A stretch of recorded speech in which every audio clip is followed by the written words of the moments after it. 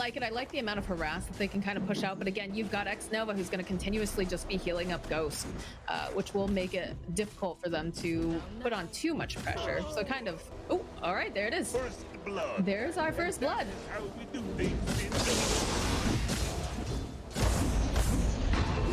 I think I like it. I like the amount of harass that they can kind of push out. But again, you've got X-Nova who's going to continuously just be healing up Ghost, which will make it difficult for them to put on too much pressure. So kind of... Oh, all right, there it is. There's our first blood. They're back on though now coming out here. So with Kaka, oh, they can turn it around though. Nigma back again. Yeah, Miracle's sitting very low. Chalice. Too close for comfort. Not that Starbreaker. The pressure back on though now coming out here. So with Kaka joining back up, it will force Nigma back again. But yeah, they got a little too close for comfort, I think, for Miracle. Oh, top lane though, Chalice make... Oh, that's so close on Miracle yet again. I'm back. Welcome back. Yeah, just a couple little issues. It's day one. These things happen. But yeah, Miracle sitting so incredibly low during it. Does have himself a stick. Kaka going for the dive. Oh, top lane though, Chalice make... Oh, that's so close on Miracle yet again. I'm back. Still gonna be Kaka. Welcome back. Yeah, just a couple little issues. It's day one. These things happen. But yeah, Miracle sitting so incredibly low during it. Does have himself a stick. Kaka going for the dive though here in the top lane. They have the creeps in position. Chalice finding Miracles and Starbreaker. It's still gonna be Kaka who gets the kill. That's a big one. Now GH might be able to get a return kill here onto Kaka. He will got the tag team in place. Gonna go and pop the fairy fire, but I'm not sure he's gonna be. About that for Nigma is that was when there was this massive creep wave pushing into the tower, and Miracle missed all of it. So GH is huge. We'll see if that can transition into anything. Able to quite make it away. They've got the snowball. Kaka that's pretty fast, but nope. He will eventually die. You know, kind of the worst thing about that for Nigma is that that was when there was this massive creep wave pushing into the tower, and Miracle missed all of it. So GH is huge. We'll see if that can transition into anything. But Miracle's having a really tough time. They are bottom lane. Around in a $5 Let's see how's Ghost doing. Very good RNG. He's doing all right for a Spectre. You know, it's okay for the content. I just realized it's Ghost laner. playing a Ghost. All the things for the Maymays. Yeah, that is correct. That is correct. They are messing around in a $5 million tournament. Very good RNG. Whereas Tiny's sitting at... I don't think that's the case. For the content. For the content. But, looking fairly even there for all the things for the Maymays. Yeah, my boys are memers. Checking over in the mid lane, though, things seem to be going pretty well here for the Ember, sitting at 15 and 5, whereas Tiny's sitting at 12 and 4. Not too huge of a discrepancy, but looking fairly even there for the time being. The bottom lane. Kuro sitting up top lane, Kaka. This is not looking great here for the Shaman. Doesn't manage to get the shackles up. He just wants to get those spells so that way he can put out some damage before he inevitably will fall here. It's a little weird. But while this is happening, we lose X-Nova in the bottom lane. Something like that, but Kuro sitting a bit low here himself, but Ghost just wants to hit these creeps. Yeah, so these laning choices by Nigma Galaxy, it's absolutely working out. It's a little weird to, like, you know, see a Zeus Nature's Prophet or something like that, but they're winning both lanes because they rotated the supports like this. I don't think RNG was expecting this. This was a really good call by them. I mean, I don't think Nigma Galaxy was expecting to go bot and get any kills even on the Warlock. I think that was just the lane where they're like, all right, we'll just out-harass them. But this lane, this top lane, they do so much damage between the Troll and the Tusk. With the fact that they have this aggression, this was a really good call by them. And being able to collect some of these kills. Yeah, pretty interesting when you consider the fact that you've got, you know, so much lockdown potentially coming out from RNG, and, you know, Miracle had a difficult time. He did die early on, but they're making up for this quite nicely with the fact that they have this aggression, especially with having a Tusk up there and being able to collect some of these kills. Yeah, the good news for RNG though is that it's really only connecting kills on the supports. Which does mean that Nigma, they're doing very well in the lanes. They've got a lot of denies on mind control, for example. Although I imagine a lot of those would be on his own treants. But they do have a rotation mid right now, so a little bit of aggression though, going after mind control. Interested to see, yeah. That's gonna push them away from the wave, allow Ghost to continue to farm up some of these treants if possible too. Not a little bit of that a hero deny you'd action that we expect to talked about. rotate and get a kill with Zeus. But they do have a rotation Zeus. mid right now, Yeah, so yeah. I mean, Tiny versus Ember. I think this is interested to see. this Yeah, is that one was of a those matchups very that- good matchups that rotation. Tiny They does fairly collect over well on in. Somnus. You got the lockdown for him if there is any rotation Not that comes a through. hero you'd expect to rotate and get a kill with Zeus as well. That But goes the- entirely Zeus. through that Ember shield. Yeah, so. yeah. I mean, Tiny versus Ember. I think this is one of those matchups that Tiny does fairly well in. You've got the lockdown for him if there is any rotation that comes through, and you've got a lot of physical damage as well that goes entirely through that Ember shield. So you get that 6, so if you do get ganked, you Yeah, should very be nice just rotation. zip away. It's so important It's a very pre-6 for smart move, Ember, and right? again, Because you need to no make one sure that you expects have the that roving lockdown. He ganking can't Zeus, just zip right? away, because I know No, Quinn no, frequently no. says, this is a hero that if you're think playing him right, should never that's a big actually reason why die. Tiny is You so should always strong have a in this patch, remnant though, up once is you that hit a lot that of these 6, heroes so like if you Ember, do get ganked, yes, you should it be is your able to fault just zip if you ever away. die So at it's a very 6, smart move, and again, but no one you expects can't the roaming survive ganking against Tiny, Zeus, right? No, they don't. You can't press spells during Avalanche I think anymore. Right. And then you just that's get a the big toss reason why follow-up. Tiny is so And strong in this oftentimes patch, that's though, more is that a than lot of enough these to- heroes to like kill Ember, anybody full to zero. yes, it is Or your almost fault full to if you zero. ever die With past just a little 6, bit of help. but it's So you it's like can't this hero just seems to have survive really against good Tiny because matchups in the current patch. you can't press spells during Avalanche anymore, Right, we and are then you just get seeing the some toss pings come out follow-up, towards this and oftentimes bottom that's lane. They more feel than like enough Ghost is to having kill a anybody little full bit to too 0, much of a good or time almost here. full to 0. So that with just a Invision little bit over of on help. Smail. So it's like this hero just seems to have creeping really their good way matchups over. in the current patch. Sure, they really are playing pretty close to the tower right now. We are seeing some Right, pings they're come on the out way. towards this bottom lane. They feel like Ghost has been having a little bit too much of a good time here. So that Invision over on Smail. So they'll start creeping their way over. Not sure if they really are playing pretty close to the tower right now. Need to be a little Trying to clear up the wave. So does Miracle, though. Top lane So does again, Miracle. trying to make moves here, but Miracle and TH is proving to be too strong. So they'll get themselves yet another kill on Kaka. Try to go forward there with the Celestial Hammer. Chalice needs to be a little careful. I mean, so does Miracle, though. Very nice, So does like, Miracle. We've got a lot of action coming out going from on in the both top of these lane. lanes. Chalice Chalice, though, actually getting has paced Starbreaker. down here by Nigma. He's going to fall. Even though he's tanky a million creeps. And so he's gonna ult to heal up from the wave. Interesting. Yeah, I mean, very nice like micro mechanics coming out from the top lane. Chalice actually had Starbreaker. It's just Miracle kept his distance, even though he's tanking a million creeps, and survives. And Kaka again. It's like Top GH lane. is gonna survive again. He just TP back. now has to walk his He way just back did, over and they here don't to even the manage to get the kill on GH here. Look at this. He's sitting so low. Samus, he wants it though. Yeah, Does it's not rotate the over, worst. It's but not the worst for him. that's You know, like it's just pretty quick to not get quite back. enough. But you It's like you GH is definitely gonna want the kill survive on again, GH. He's and a big Somnus using that bounty TP now at this has to point. walk his way back over here to the mid lane. Yeah, especially because he got some of those early solo kills. 1 Yeah, I in mean, it's 6 not the on worst. Kaka. It's not the worst for him. You know, it's pretty quick to Struggling. get back. Level 3, But man, you and know, you bot definitely lane, want that kill on GH. He's a we can big see- bounty at this point. making a rotation through. Yeah, especially because he got some of those early solo kills. Does have himself a haze 1 during in though this 6 time, on so find Kaka. himself He back. is Nova, they'll get a nice struggling. cleanup kill here. Level 3, And I would man. not be Bot surprised lane. to see them go for a we dive can as see Mind Control just starts running for the tree. So does Smell Samel. making a rotation Sprout. through. Ghost hiding. Yeah, he's been down here a couple times. Does have himself a haze during though this time, so find himself back. Nova, they'll get a nice cleanup kill here. And I would not be surprised to see them go for a dive as Mind Control just starts running for the tree. So does Samel. Ghost drops a Sprout. and just use Ghost hiding over the corner though. They're still just trying to look for that vision, but Ghost They see him. oh, but the Avalanche! The Avalanche connects over onto Ghost. They'll go for the Haunt play, see if they can try to confuse them a little bit.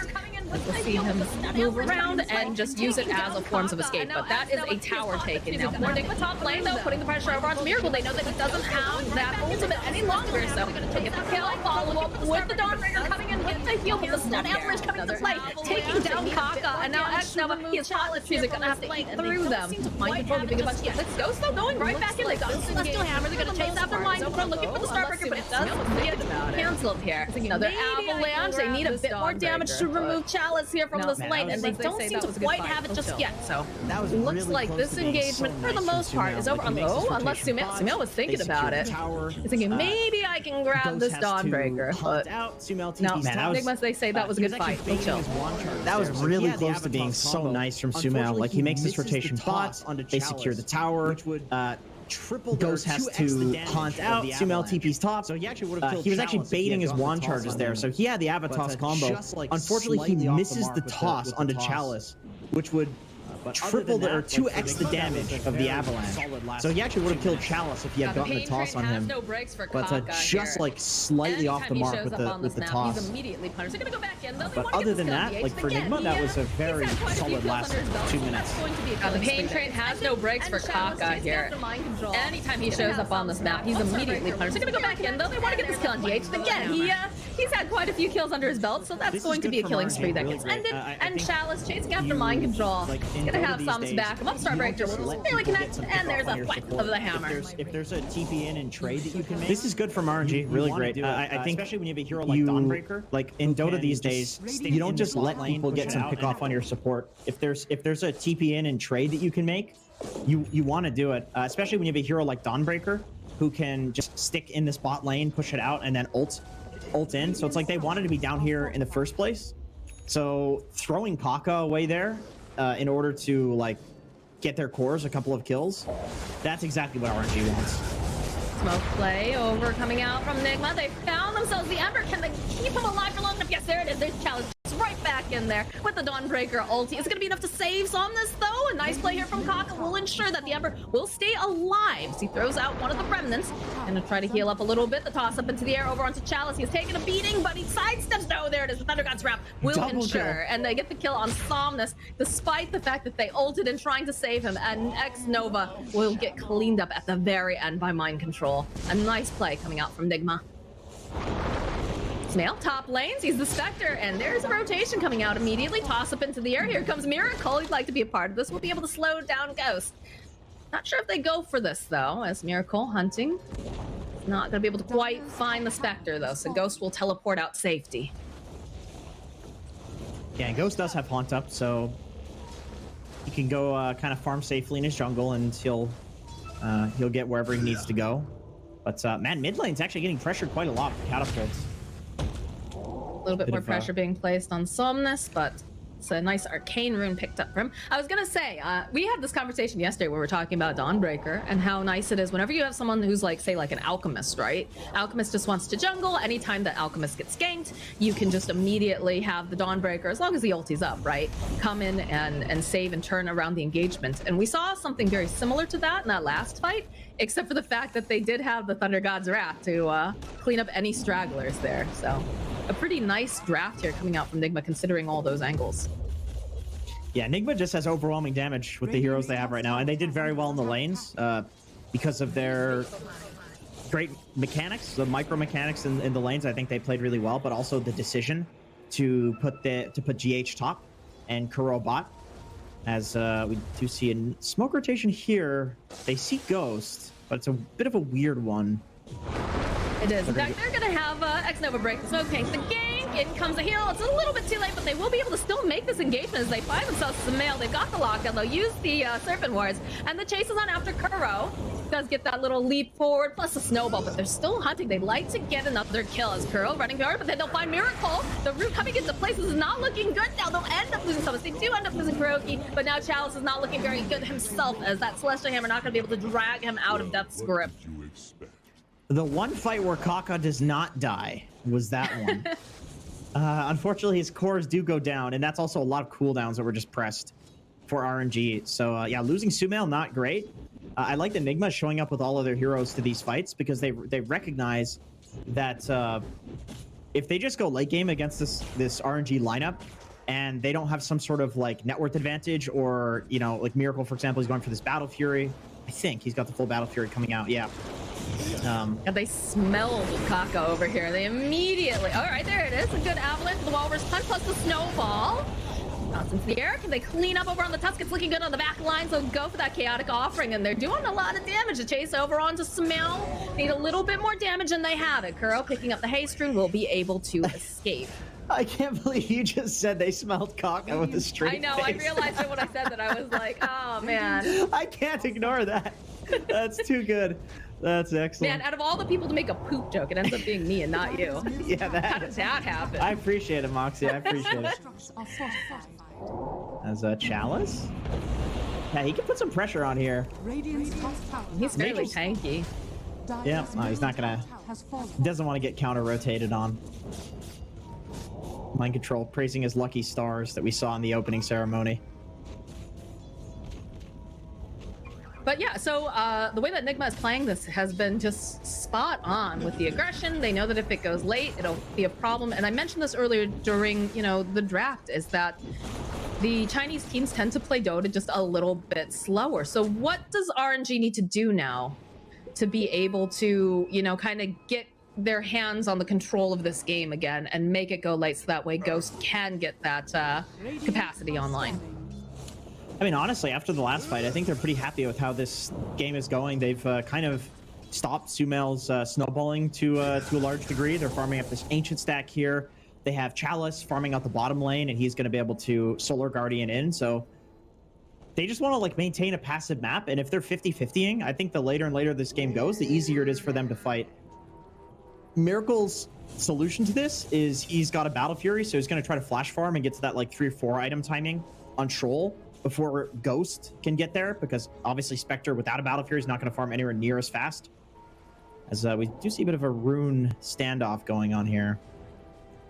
And Nigma gets this one for free. Yeah, that always sucks when you're Radiant. Like, you often have control of the top rune, not the bot rune. So if it spawns bot, you just get a free DD if you're Dire.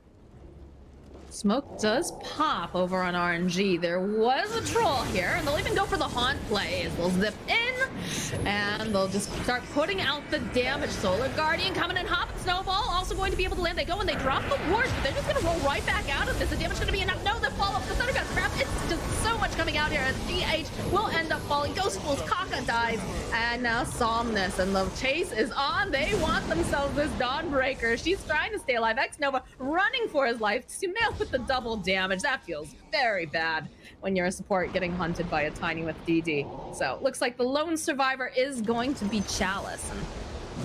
Dude, GH is go right to the Roche pit.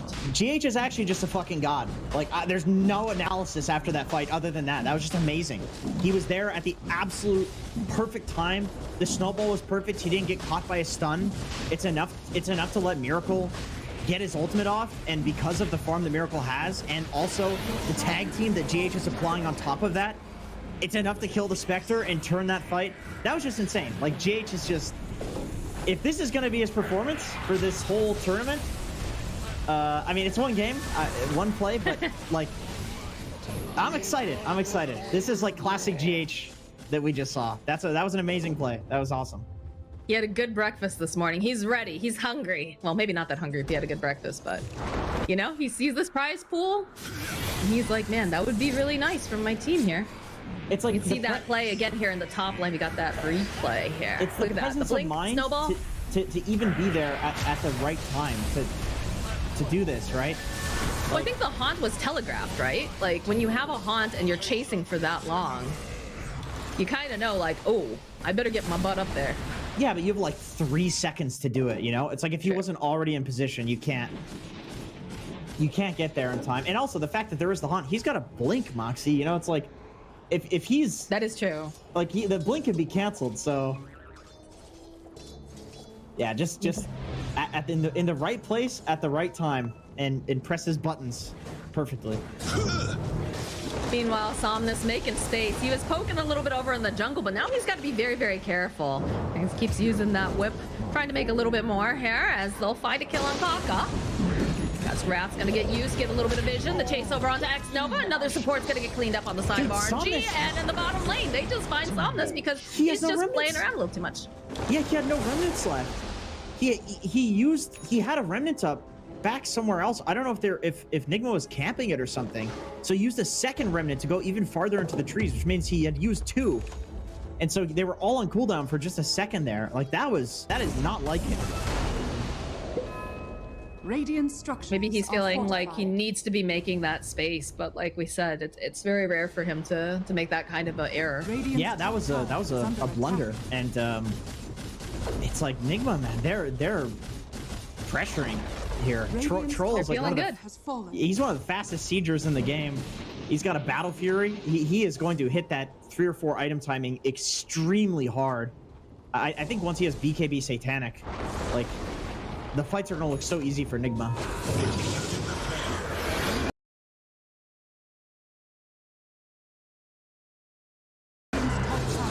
In the mid lane, they'll find the opening on Kuroki, so won't have the Zeus available unless he wants to buy back fight. They're poking a little bit. GH jumping forward, gets hit over onto Kaka. Is going to end up losing that Shadow Shaman as they jump right back in. They're going to go and punish GH. They'll get a kill using the Haunt. Miracle, though, forcing out that ultimate, chasing after Chalice, hoping that they can stun him, and they do have it with Sumail blinking forward. They'll get the kill as Ghost diving a little bit deeper, needing to be careful. In fact, like he turns around. Deep. That is, I'm not sure what that TP was. That was very optimistic as he walks right into the avalanche. Oh no, X-Nova and Ghost, it looks like they're going to die hand in hand together. Oh dear, that was an awful fight for RNG and a very, very good one for the side of Nigma. Yeah, Sumail had an arcane rune on Tiny for that fight. I mean, that is the dream. 9.8 second cooldown on an avalanche and 7.7 on toss. So he's just in and out for this entire fight. Radiant's middle Mind control kind of feeding, but he does set up. They're camping. Walking away. They're camping. You see Kuro waiting over there by the remnant just in case, but he's dragging them pretty far out here, dragging the creeps as well. Somnus is just trying to make the space. Somnus is not a mana. He does have magic wand charges, very scary for him right now. Yeah, he does have like 13, I think, right? No. So he's just gonna zip back to the remnant. He's made a little space. Gotta feel pretty good about that. But over in the mid lane, all right, they'll drop the Serpent Wards. Kaka being able to hold Sumail into place. They've got a Starbreaker online. They need a bit more damage, though, to take down Sumail. They need some way to cancel out this TP, which they just didn't have. Wow. he just saw that they used all their stuns and he TP'd out. Okay. See how fast GH blinked in over there? Sitting a little low, though, Chalice. Thinking maybe he can make something happen here. That Starbreaker, though, not going to be able to connect as they'll turn around, go in for that Solar Guardian, but it does get canceled like we talked about. Thunder God's Wrath coming into play. The root is being used, and Chalice will indeed die as the pressure is on now for RNG. Nigma taking up this residency in the jungle, forcing Ghost to teleport over to the top lane. They are losing a lot of this real estate that's available to them on the side of RNG. Tuska's looking like a pretty good solution to Dawnbreaker, honestly. It's like, if you're caught in the ult, you can snowball, and you have an interrupt, a BKB piercing interrupt for the Starbreaker, which I think is like a big reason why she's such a powerful core hero, is the BKB on the Starbreaker. Yeah. So it's looking really good in this game. Radiant's middle tower. Seems like they have a lot of decent solutions, but especially like you said, with Tusk being able to do that Walrus Punch and cancel out the Starbreaker, despite having the shard, a huge one for sure. Yeah, even Zeus lightning bolts from long range and Sumail with multiple stuns. It's a pretty hard Dawnbreaker game for Chalice.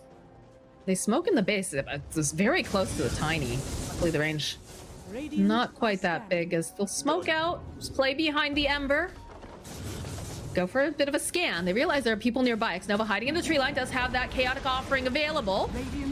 Chalice feeling himself. Sumail getting into position. There's going to be the Haunt coming into play. They're hoping that this fight is going to work out from the chaotic offering, dropping over onto 3. It looks pretty nice, but they need more follow-up. They've already lost Kuroki. Kaka is going to be able to teleport away, but now we've got the Spectre over here left alone, but they'll fall off the Solar Guardian. Can they get the kill though over on Sumail? Oh my god, yes they can. That's a big play coming out from Somnus. He gets himself a double kill, and they're going to end up losing the Spectre over onto the back line. So Kaka just getting clicked away. Somnus, he's out of mana yet again, but Miracle now left a little bit on an island. X-Nova says, no, please, no, not me. Is going to try to teleport out, and it looks like he is going to make it. Chalice, though, not looking so lucky. It doesn't have a load of mana, but they've decided, all right, we've got ourselves a tower. We got ourselves, you know, a couple of these kills, the Spectre especially. That's going to be it for them for now. X-Nova, MVP of that fight. Not only does he get out like a Chad, he had a full upheaval onto Sumail in that fight, and it like Tiny being kited like that looks so bad. It looks so rough. And then that also set up for the full Dawnbreaker Solar Guardian. It hit like 3 heroes, and then he followed up with like a 3-man Starbreaker or something like that. And it was all X-Nova just sitting there in the trees, like channeling max fatal bonds on everybody as well. But Sumail found that position. Sumail had a good buyback, I think. Otherwise, Miracle dies there at the end. It was 3v1, and I don't think Miracle can win that, even though he's quite strong. Now, that was a lot of ultimates that got used. You can see now Nigma Galaxy, they're making their way over now. They're smoked up. They're saying, all right, let's get a pick off. Let's get something off of this now that they don't have these big ults into play. As they find themselves Somnus here in the bottom lane, they get Kaka immediately, and they'll follow up with the Ember. And X-Nova also following doing that. So 3 heroes over on the side of RNG just obliterated. And they're going to be taking some time out. Yeah, you kind of called it early on with the big ults. RNG has no ults available, so Nigma, they look for a smoke. They know, like, no matter who they go on, it's going to be a good jump because there's just nothing to follow up for RNG. And they actually get 3 kills from that. I did not expect maybe to go down there. Or Somnus, rather. A little bit of a dive into the base, toss over onto Chalice, Walrus Punch coming in, and they'll use the shards. They'll have the Celestial Hammer, though, so... Looks like Dawnbreaker should be able to just walk away. The fortification's going to get used, but pressure is real. Yeah, that was just space for Miracle. They're just messing around while Miracle takes the spot tower. But yeah, they have to back Nigma. They understand that the ults are coming up for RNG, and basically Kuro's going to die in any fight where these ults come up. So Nigma, they know they're probably going to have to 4v5, and that's not, you know, it's easier said than done. Dire's top tower is under I mean, it's the 5 Zeus, though. Like, that's kind of... Yeah, all the things that Zeus brings in the kit are excellent, but as it gets later and later, it is just going to become more and more difficult for him to survive, like you're saying. He does have a Ghost Scepter now, so he's trying to survive the haunts. I'm not sure if it's... I think it's going to be enough to kite and be annoying, but he probably still dies eventually. But the question is, like, what can Nigma get in return for when Kuro is, like, keeping himself alive for 4 seconds? And I feel like with the... Sorry, continue. Goddamn online, the ping. Yeah, I think it just depends on how the fights go. Like, oftentimes you commit to a Zeus, and the 4 seconds, like, yeah, you kill him, but you lose 4 heroes. It's just not good. X-Nova in position here just to break any sort of smoke. They don't even bother with the smoke, though, over on the side of Nigma's Miracle. Gonna try to chase after X-Nova. They'll go in for that vision using the Zeus ulti snowball over onto the Warlock. Not gonna have any issues with that this time around, as Kaka also gets taken out. Ghost hunting on the back lines, would like to get rid of Kuroki, but he's got his dancing shoes on. It looks like he's surviving pretty decently now, and they'll turn it right back around onto Ghost, and that's just a dead Spectre. Even went in with the Solar Guardian, but now Chalice is in kind of an awkward position here because he doesn't have anybody else there to help him, so he'll get rooted into place. They've got the damage. It doesn't matter with that Starbreaker. They have the right click. Do end up getting themselves a consolation kill here with GH falling to Somnus, but this game is just getting really difficult for RNG, as in the bottom lane. Look at this. We've got the creeps already pushing in. The trees, baby. All right, that's some good split push action right there. That's some Nature's Prophet. That's your dream as Nature's Prophet. It's like, yes, keep focusing on the fight that's going on right now. Yes, I swear to God, I'm not doing anything. Just relax. All of a sudden, your Rax is dead. Nothing to see here. Radiant's middle barracks are under attack. But with that victory in that team fight, that's going to open up this middle Rax, which they'll take down and make their way over to the top. This is feeling really difficult now for RNG. It's an 18k net worth lead. I don't think that they had the momentum that they necessarily were hoping for. As Kaka does jump in, they drop the Serpent Wards, they'll drop the Chaotic Offering, and they'll try to hold Miracle into place for a little bit longer, but not gonna matter, because they just chip through here. As on the back lines, Liz Kuroki. Miracle, though, he's just doing so much damage. Chases after X-Nova, Sumail. They're just gonna cut through everything. Over on the back lines, they're trying to get Mind Control. This time they do manage to get, so it's double kill now for Somnus, but they're losing these buildings, and this is Defense of the Ancients. Okay, put a little bit more pressure over onto Miracle. Sumail, though, in a nice position. The toss back over here. Do get that disarm off thanks to Heaven's Halberd, but oh my god, oh, that's a double kill for a Miracle. The GGs get called. Nigma Galaxy just looking so dominant in this game number 1. I don't know if that was a... I want to call that a shellacking. I mean, I feel like the early game was like pretty close, but I don't know. It felt like the momentum was pretty set in Nigma's favor for like 90% of that game. There's a couple of periods where RNG had, you know, a nice team fight where like they pick off Sumail, maybe they get GH or something like that. There was that fight top where we saw GH with the amazing snowball save. Like they maybe could have gotten Miracle there, and the game looks entirely different. Like there were times where RNG was like teetering on the edge of like, okay, maybe they've got this, but it was 10% of the game. For the other 90% of the game, like Nigma looked 100% in control of the game, which is cool to see, because like I was saying at the start, there's a Div 2 team, technically speaking, versus rank 1 seed in China. So pretty big stuff for them today.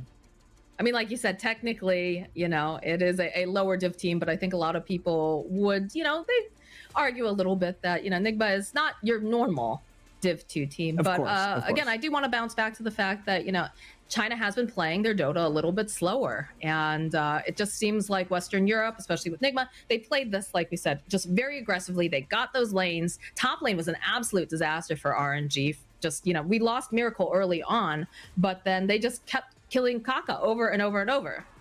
And it just became too difficult for them to get much done, because that, I feel like that should have been a pretty dominant lane. Yeah, coming out from the side of Royal Never Give Up with you know, the Dawnbreaker and the Shaman, but did not end up playing that way. And once they got that momentum going, they just did not let their foot off the gas on that. So yeah, they looked very, very strong for sure. Yeah, I mean, you would think like Dawnbreaker is just one of the strongest heroes in the game in general, but also like at laning. Her stats are just ridiculous. Her Q and her W do way too much damage at level 1, level 2. And then Shadow Shaman, he's got like the second highest base damage in the game. So yeah, you would think, but it's just Nigma. They knew that if they put the Tusk up there, that the Shadow Shaman is very vulnerable to just getting like ran down. They knew that if they were going to play like the slow harass lane, they were going to lose, and they needed to kill instead. And it was absolutely the right call. So kudos to whoever on their team made that call, because it was incredibly game winning. And that sort of stuff snowballs the entire game. It makes the game look like that. It's just a single call like that. Yeah, definitely shout out to GH. Like we said, it looked very, very good. He was in great placement during a lot of those fights, coming in with saves. And again, it does seem like Tusk is very, very strong against the Dawnbreaker. And also, you know, shout out to Xno. We saw a really nice positioned, you know, ultimate coming out from him, followed up with, you know, that upheaval, which kind of turned the fights around. But yeah, Nigma, they look like, you know, they've been doing their homework. They're hungry. They're ready to go back up to Div 1 in the DPC. And they look fantastic. So this is, of course, a group stage game. It is round robin format, but all the games are a best of 2. So we are going to go to a little bit of a break. We're going to have some highlights for you as well, so you can get a little bit more hyped and amped up for game number 2, but we are going to go to a break.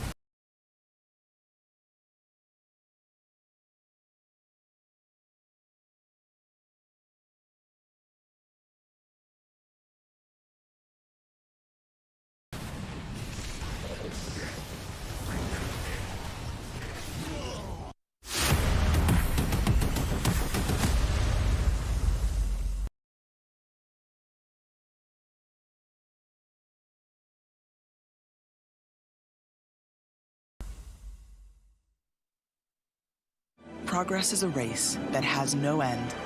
After every finish line, another challenge awaits.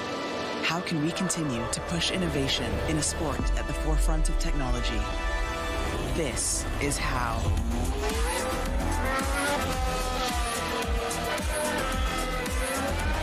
Discover how Aramco and the Aston Martin Formula One team aim to meet Formula One's sustainable fuel targets. Aramco, powered by How.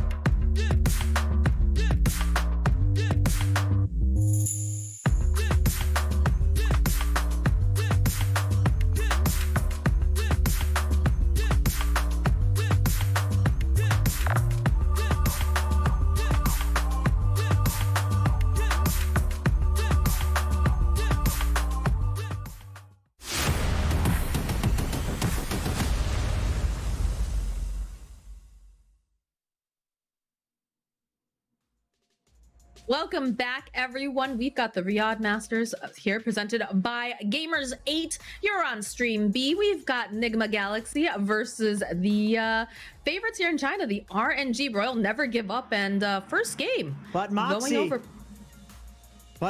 yes, events like this are not possible.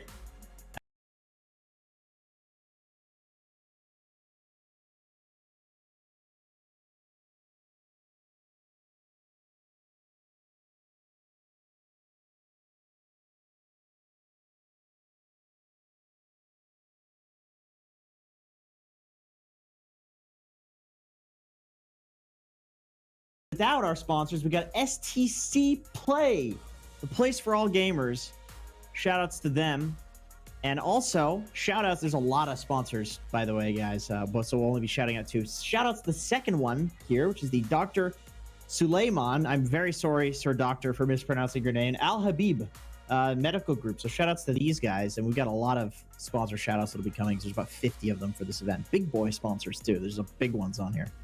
Anyway, I mean, Moxie. you don't get a big prize pool without some big sponsors, so we're very appreciative to the people taking interest in esports, in Dota 2, having these third-party tournaments that are pretty important to the you know, the health of the community. Did you just turn your lights off there? What's going on over there? I'm experiencing technical difficulties. But yeah, so game number one, I mean, this was pretty exciting for us because we had Royal Never Give Up, top seed right now in China based off of DPC results, facing off with, as you said, team, you know, But Nigma being in the Division 2, they are getting promoted next season. But, you know, these guys were playing Team Ball the other day. And now they're playing against the top seed in China. That's right, Moxie. That's right. I mean, you know, I feel like a lot of, people looked at Goon Squad too, and they're like, oh, this is not your typical Div 2 team. Looked at Alliance, is not your typical Div 2 team. And they kind of did as Div 2 was expected in Div 1. Maybe you could argue like Alliance like underperformed compared to what people expected from them. But still, like with Nigma, it's like they're one of the first teams in a long time that I've seen come from Div 2 where they have that clout of like, this looks like a different sort of roster. And it's just one game where they're playing against a really tough opponent. So we'll see if they can bring it to RNG again with the draft with this game. But they're looking strong. They're looking very impressive against a tier 1 team. Is this going to be a shutout? Do you think that, Nigma have their number, or is RNG going to mix it up a little bit more?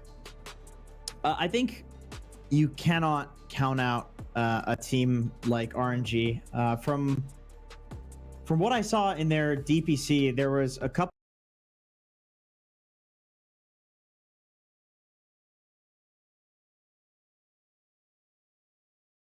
not perfect, and they still won. They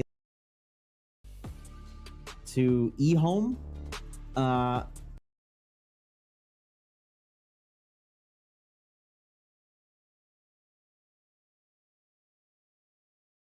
So it's not just a team that like only plays from ahead, only plays when they're like winning a series. So yeah, it would be a bad idea to think like, oh, Nigma like stomped them game 1. Like RNG, they're very capable of being like, okay, like we got the lanes wrong, like let's just change this and then like mentally reset and go into game 2, and they could completely stomp.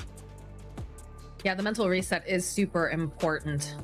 Just being able to shake off, this game number 1, saying, okay, this worked for us when we were playing in our own region. And again, that's a big thing with having some of these Chinese teams, is that they've been playing in just their own region style of Dota for so long. And we used to see this actually with South America, South American meta, because they were so remote. A lot of the times they couldn't get scrims, they couldn't get, they'd play some NA tournaments, but not a whole lot of them, especially back in the day. So they developed their own meta. And then when they would get the chance for international play, either they bring something that was completely wacky that people weren't aware of or ready for, or they would just completely like not know how to play against the international teams and the meta that they were currently playing at the time.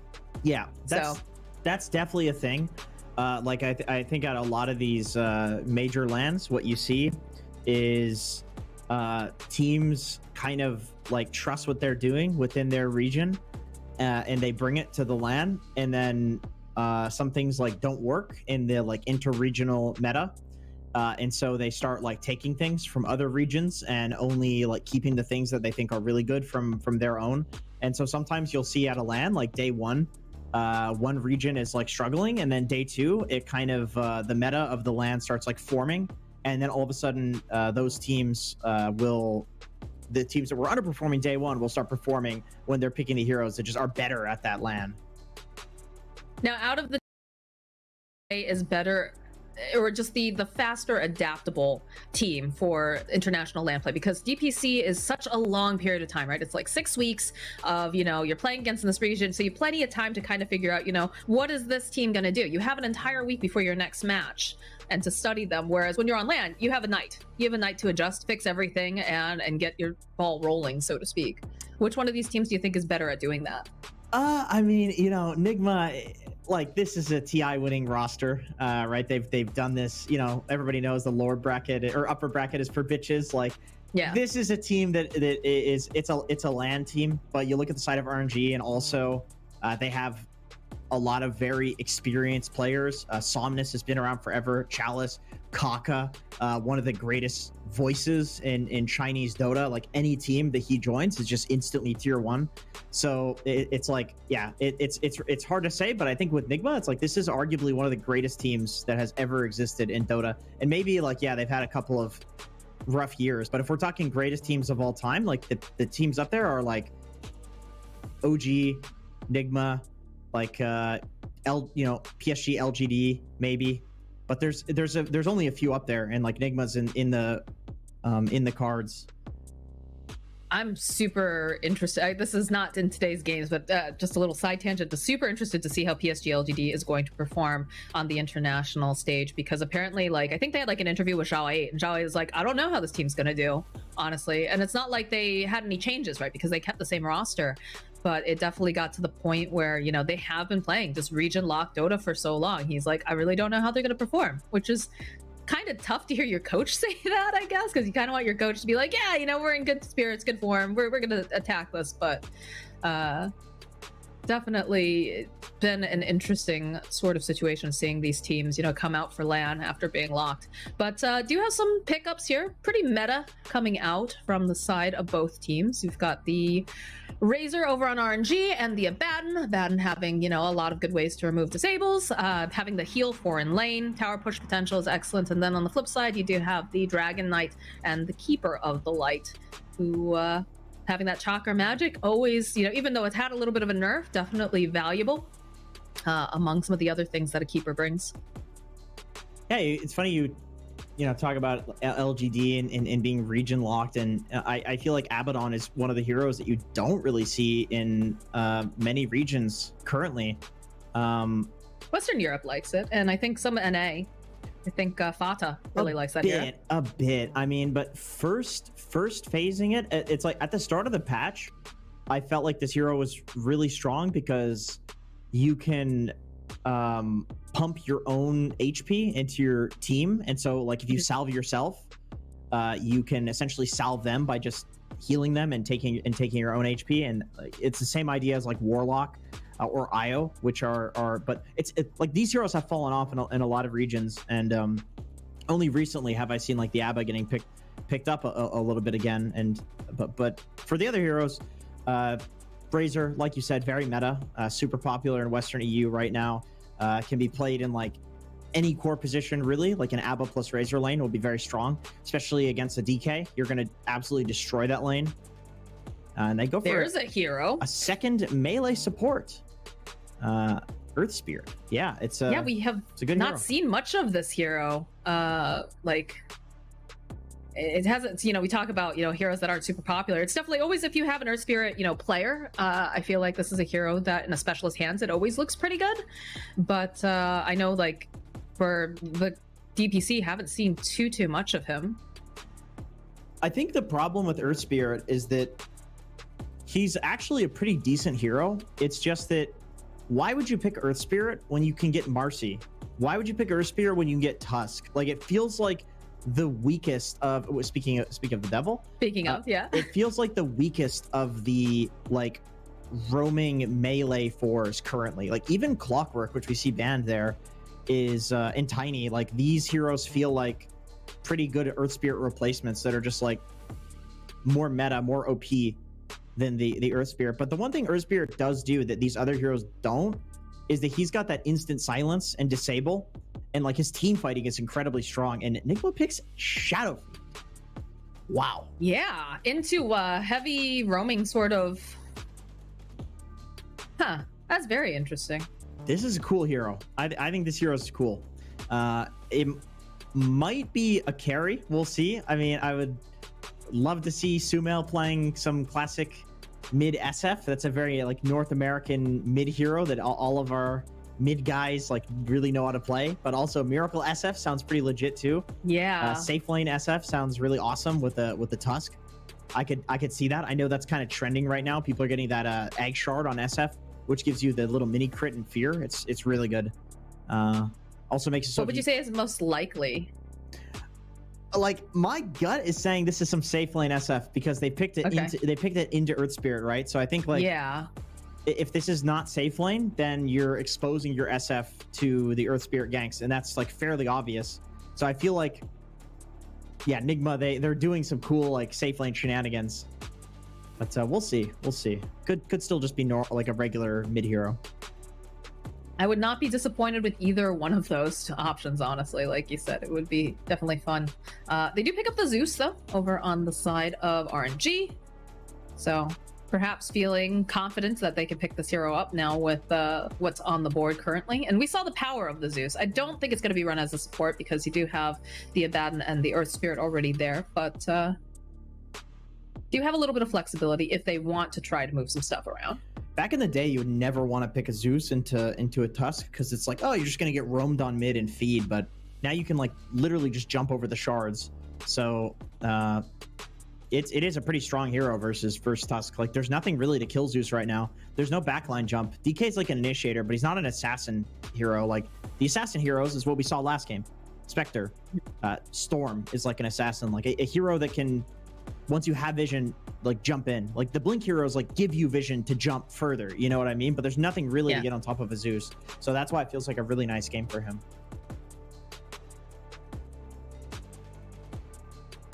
I'm a little concerned for what the like, I'm liking this draft coming out of Nigma Galaxy a lot currently, even though, you know, the Shadow Feed is something that is just starting to trend a little bit more with that safe lane. I feel like I'll never give up though. Like, I feel like these pieces, they fit together, but they're kind of awkward. Like, what kind of rounds out this draft now?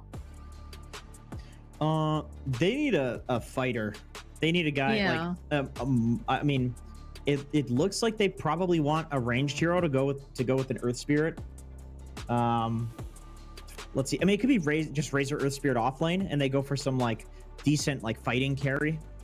I mean, something like a TA that's like aggressive early, or I mean, TA wouldn't be that bad. Like, I mean, I'm like Wraith King or Sven, maybe like some sort of stunner. I feel like they lack stuns on RNG, and that's pretty punishing. But I mean, you have the Razor against DK, so maybe you want to keep that lane just because you know that DK is going to get pretty shellacked by the Razor, and then maybe go for some more of like a fighting offlaner. I mean, the standard setup for the DK currently is just, you know, you farm, you get a blink, you get the fireball, your shard or whatever. Usually it's paired up with some other stun though, I feel, as well. And I guess, you know, Tusk kind of provides that. You can have him also be a bit of initiating or save sort of thing, but I really feel like it's going to be Keeper DK and just constantly, spam. Yeah, just spam, and then Tusk SF safe lane. But we'll see with this pick. So it's gonna be it's the SF safe lane. The miracle. That's awesome. That's awesome. I love that they have the cojones to do this. I'm excited. I haven't seen a lot of it recently, so very curious to see how this is going to play out. And then what do you pick now for? God, there's so many things to like kind of jump into the back lines.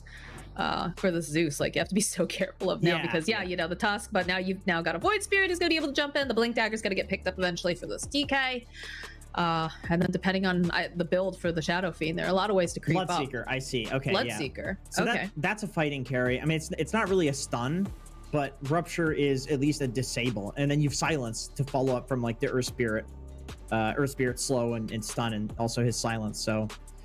Yeah, it's a good Bloodseeker game. The one thing with SF is you can get to the point where SF can just like man up and hit the Bloodseeker when he's ruptured. I actually have one interesting fact about SF because this is a hero that I was spamming ironically as an offlaner, and then realized that it's like, oh, this is actually not that bad of a side lane hero in general. The aura did not work on neutrals for a very long time. The minus armor. Okay. So this was at the time Gaming Gladiators, by the way, were dumpstering Western EU DPC with SF carry. And the aura did not work on neutrals. It literally just didn't for some reason. And now it does. So you're getting all of this minus armor, and the hero was already farming incredibly quickly. And so I've had a theory for a while that like this hero is a very excellent safe laner. And so I'm super excited to see people experimenting with it in pubs. And now we actually get to see it in a real match, which is super cool.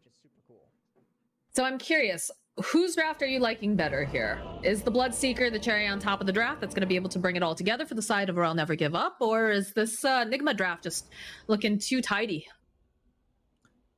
I like the Nigma draft. I mean, I'm an SF believer. This could be one of those games where I just spout a bunch of nonsense about how SF is, you know, sick and whatnot, and then he just kind of feeds because the hero's weird and squishy and etc. We'll see.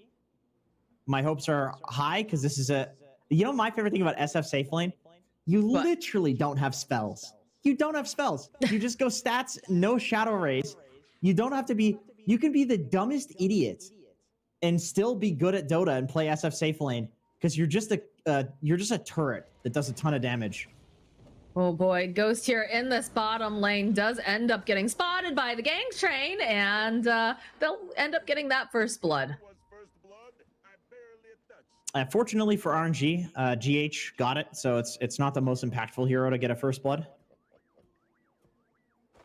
If your mid gets first blood, or if the enemy mid gets first blood, it's just like a guaranteed one mid lane because you get a super early bottle.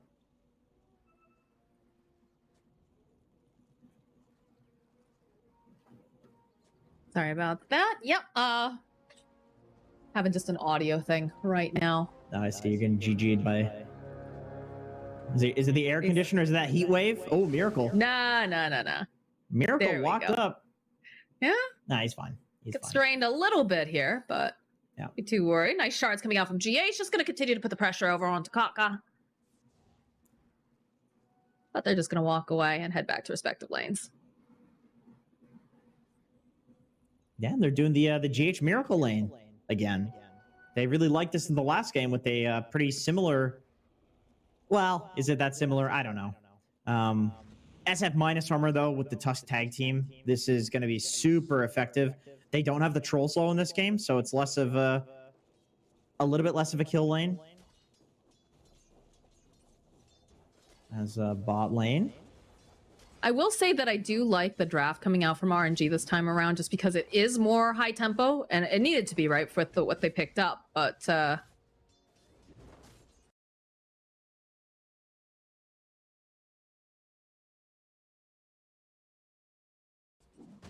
it definitely has a better fighting chance than the draft that they had before, where it was very dependent on getting to that late game. Yeah, definitely. There's not like some crazy ultimates that they're waiting for. Like I think that was a point.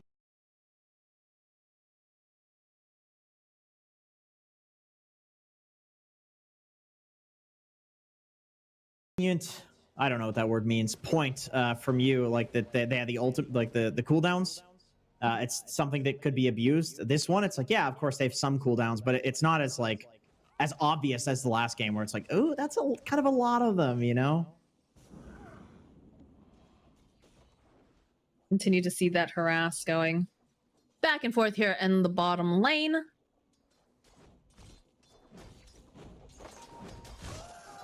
Not too crazy just yet, though. No. Top lane, a little bit of a slow over onto Chalice. Radiant's courier has been killed. Yeah, I'm sorry. I'm getting some weird audio stuff right now. Sorry, guys. Am I echoing? What's happening? I can hear you in multiple sources, and I'm not getting anything through the PGM right now. Uh-oh. These things happen. It happens. We're a remote tag team coming in. Pressure being placed over onto Miracle. They have the slow. Can they get the kill? Now Kaka will fall first. As a couple more clicks over onto Miracle, Chalice will be able to get that kill. Yeah, that's one problem with SF safe lane is that you push the lane because you have presence of the Dark Lord. So all the creeps are going to die, and then you're really far up on a very squishy hero. So that is one problem with this hero. It looks really good from ahead, but on equal ground, it can look a little weak. As by the way, mid lane, Somnus is just dominating. I mean, this is Zeus. He's being able to kind of spam out some of the stuff, which definitely helps, but does have to be careful, though. Once Sumail gets that level 6 online with those Astral Steps, it's going to make things a lot more difficult for the Zeus, because Heavenly Jump only takes you so far. Yeah, it does. This Void Spear pick was a really great pick for Nigma. They needed an assassin Void Spear because he has 2 steps and not just one. He can actually jump a backline Zeus and set up for his team.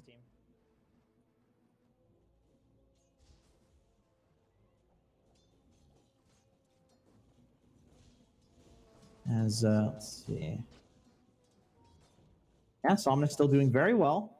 The first rune will be very important, the first power rune. Sumail really wants to look to get that because, yeah, he's losing lane, but his hero's a lot better at rotating. You can come down here to this bot lane, get a kill with the DK stun. That's always a possibility. Even go to the top lane to recover Miracle a bit. I say recover because I expect that he'll need it because he's getting pretty pressured up here. Yeah, he's just getting run at constantly. Chalsto's sitting very low. They wanted this kill on Miracle, but now they have to be careful because GH taking advantage of the fact that Chalice was getting a bit too greedy, trying to go for that kill, will punish him. Yeah, surprisingly, like it's not the most uncommon thing to see that happen in SF lanes. You just do so much damage with the minus armor, especially with the Tusk, that like you often see this hero get overcommitted on because he's so squishy, and then all of a sudden like he turns around and just kills you because he chunks you for like half your HP. Even with this is still not looking great for Miracle here, as they did connect in the top lane. Never mind. A little bit of this damage here from GH. Spoke too soon. It's just a caster's curse. It happens. It happens. This is good pressure. This is what RNG needs to do to punish the SF safe lane. It's like you can't be disheartened by him turning around and getting a kill on you. The hero is so squishy. Right now, they're looking at terms of CS, 33-2 on Zeus, 24-5 over on the Void Spirit. So definitely looking very, very good right now. And we can see that nice added bonus of having the Abaddon in the lane. Whenever Mind Control tries to go and put out the Dragon Tail, it's just immediately going to get taken off as lose Kaka in the top lane. This aggression back and forth here. Yeah, One thing that I was not thinking about during the draft that makes this Bloodseeker pick so good is that RNG is playing against an SF safe lane with Razor, so they know that they want to keep pressuring up here. As actually Chalice is getting snowballed on. Maybe he's the one that's getting pressured. Yeah, he is getting pressured for sure because he can't get away from all of this. So that's just another kill going over to Miracle. It's just a back and forth brawl in this top lane. Yeah. Background. There it is. There's the Thunder God's Wrath coming out. Somnus making his presence known without actually being there.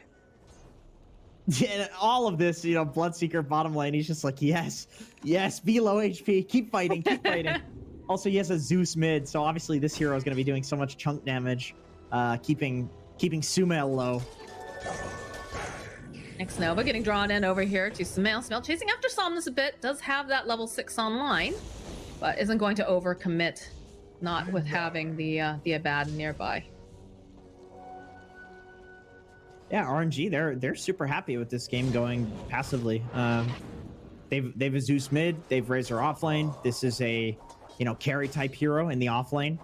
Bloodseeker safe lane. I actually think this is one of the strongest late game heroes in Dota right now because of the Ag Shard doing percentage pure damage. It looks incredible going late. One of the other things I hadn't considered too about this particular draft coming out from RNG is the fact that they have a lot of vision, right? You've got a Zeus whose ultimate is going to provide vision, can also provide dewarding. Not that, you know, a lot of Zeus is really focused too much on that when they're core, but then with the Thirst, right, with the Bloodseeker, gives you a lot of information depending on how you use these spells. Uh-oh, Kaka gonna roll right into GH. There's no hope for him here. He will just end up dying. And jump over to the mid lane. They're trying to put pressure over onto Somnus. The TPs are coming out. Are they going to be in time, though, is the question. Nova's here. He's going to be able to protect Somnus. Heal him back up again. And Kuroki just wanders over, gives a little bit more mana over here to the Void Spirit. This good pressure from Sumail. I think when you're playing into Zeus, you can't just sit there and let him chip away at you. You have to like go for a kill and pressure the fact that he's a super squishy hero. His stats are pretty bad.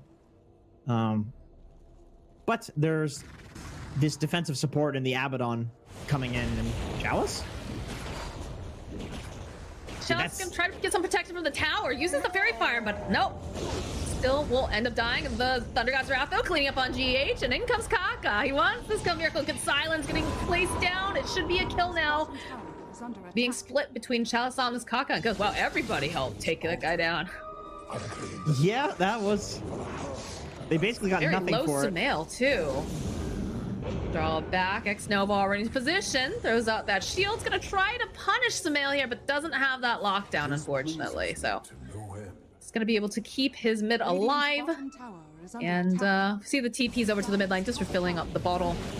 So the pressure continues, though, with Chalice being here. Not quite enough damage to get the kill on Sumail just yet. The roll in over the back lines. Okay, never mind. I stand corrected. RNG. And they're still chasing after Nova. He is leading them on quite the chase here. So the rest of the team, look at this big stack, too. Oh, ooh, they see the stack. Juicy stack. Yeah. Oh, boy. That's going to be good. Multiples. You do not want to lose these stacks if you're Nigma right now. RNG, man, they're respecting it. Wow. They trade end up losing the Abad.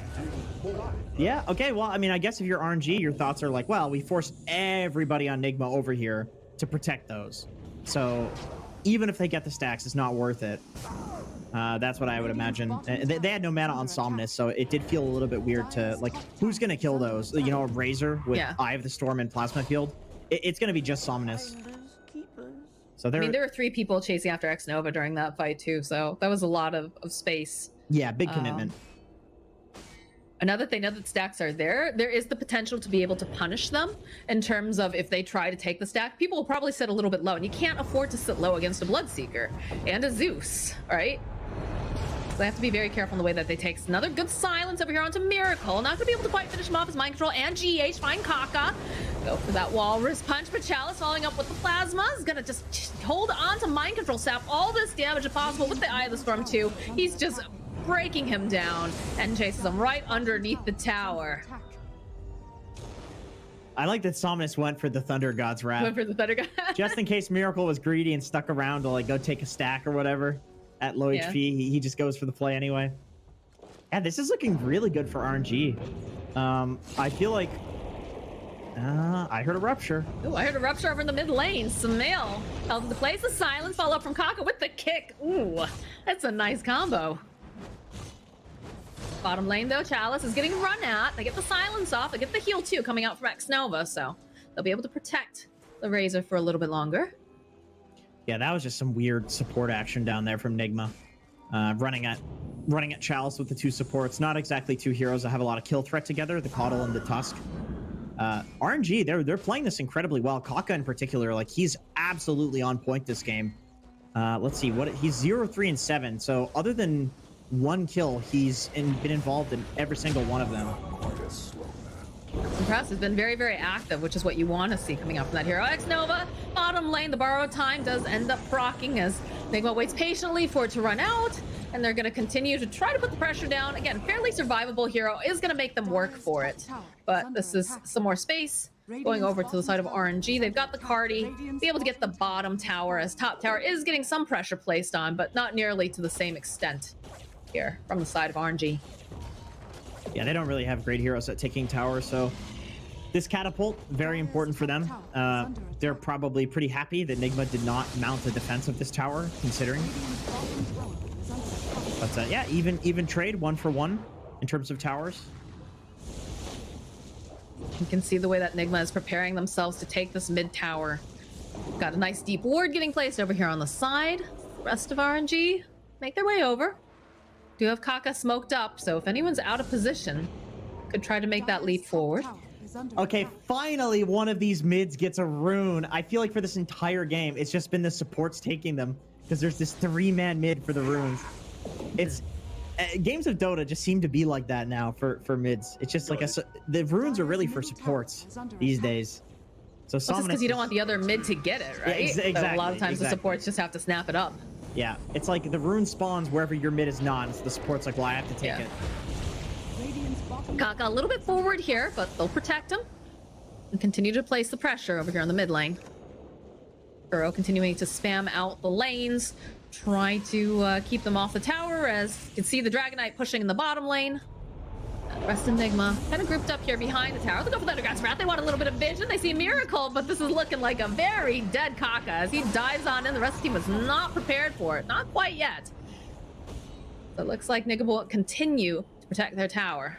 I like that Miracle just pops his ult the moment the Zeus ult comes out. He knows the Zeus ult is coming out to scout. And so, like, somebody from RNG is going to jump in based on the scouting knowledge. And so he just ults and says, like, whatever. Like, somebody's, like, So, like, as soon as Kaka goes in, he just immediately gets feared. And the initiation is botched. Because Miracle just has the presence of mind to know what the Zeus ult means. One might even say the presence of the Dark Lord. No, nobody would say that, actually. That makes no sense. Little bit of invasion coming out now from the side of Nigma. Oh, wait. Speaking of presence of the Dark Lord, he's actually only got 2 points at it. He's going stats. Huh. That's interesting. How do you feel about that? He's really valuing the HP, I suppose. Maybe there's also some, like, damage threshold where you get more from the +2 agi? Well, I doubt it. I doubt it. It's probably just to be tanky, but I've seen people do this on SF. Like either you always skip Shadow Rays and go for stats, but I have seen people go 2 points in presence and then go stats, because like you minus all the creeps to 0 armor with 5 armor anyway. So, but it's not like minus armor is bad. So it is literally just because like I think he wants to be tanky.